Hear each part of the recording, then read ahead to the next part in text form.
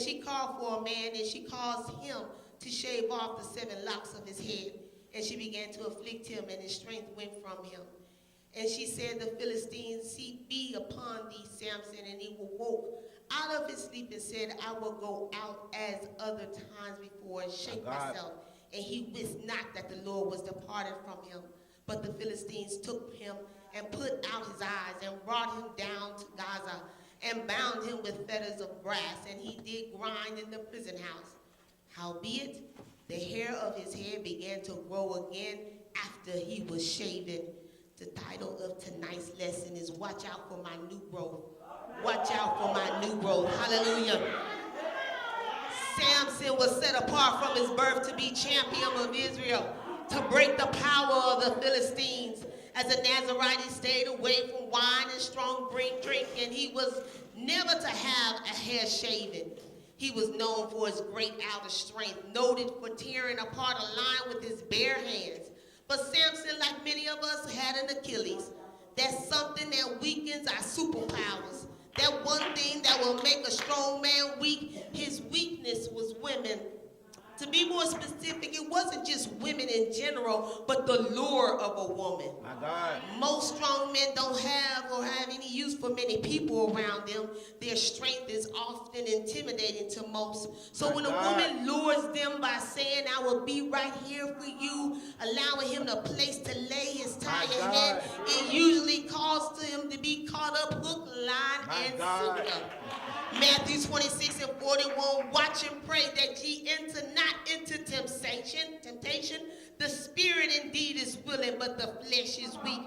No matter how physically strong we are, we must remember that the flesh itself is always weak.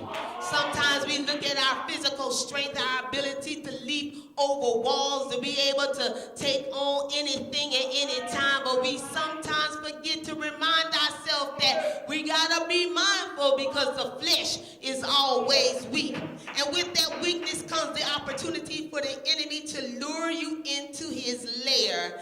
In steps Delilah, you know her. We have all been her at least once in our lives. Don't act like you don't have a little bit of Delilah caught up in you. When Eve fell to temptation, it opened the door for the sickness to get in us. Just like when you get a flu shot.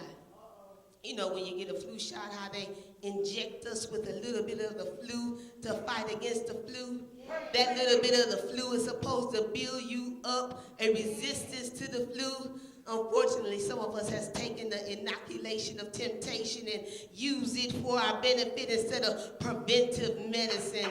Judges 16 and 19, and she made him sleep upon her knees. Come lay with me, Samson. And she called for a man. And that man, she caused him to shave off the 7 locks of his head. And she began to afflict him, and his strength went from him. See, the razor was representative of that, of taking the locks of that of the Nazarite. The Nazarite gained strength because the hair itself was the connection between him and God. So when a man came and cut off the hair off of Samson's head, it took away the connection that he had with God. You know how the enemy will use a razor against us? The razor of the enemy, the razor of backbiting, and come on and cut us off the connection we have with God, and the razor of jealousy that cut us off with the connection we have with God, the razor of that of envy that will cut us off with the connection we have with God. You got to be mindful of that razor because we don't want anything messing with our new growth. I often tell my pastor, I have told my pastor all the time that just because she can make good spaghetti doesn't mean she can be a good wife. Delilah is a biblical example of that. See, we all heard about the spaghetti. Don't mess with the spaghetti. But there's 3 ways to know when a spaghetti ain't good. Number 1 is too runny. When it's too runny, When she comes to running to you for everything, every hangnail, every issue, every problem, that lets you know that she can't stand on her own. She's not looking to be her helpmate, but looking for a mate to be her help. That means the runny, the spaghetti is a little bit too runny. That ain't no good spaghetti to eat. Then when it's too cheesy, you know how the spaghetti, when it's too cheesy, when she's so nice in the beginning, cheesing you in front of you, hey, how you doing? Skinning and grinning in your face, that lets you know it's a cover for her scheme. Too much cheese on top of spaghetti covers up the spaghetti. It's too much cheese on it, it's a little too cheesy. That ain't no good spaghetti. And then last but not least, number 3, when it has no seasoning. When her taste reveals that she doesn't have any taste at all, she will go for anyone. Look at her past and see what she has done, who she's been with and where she's been. Let us know that her taste will let you know she'll go for anyone. When they come up with it, when the come up is what she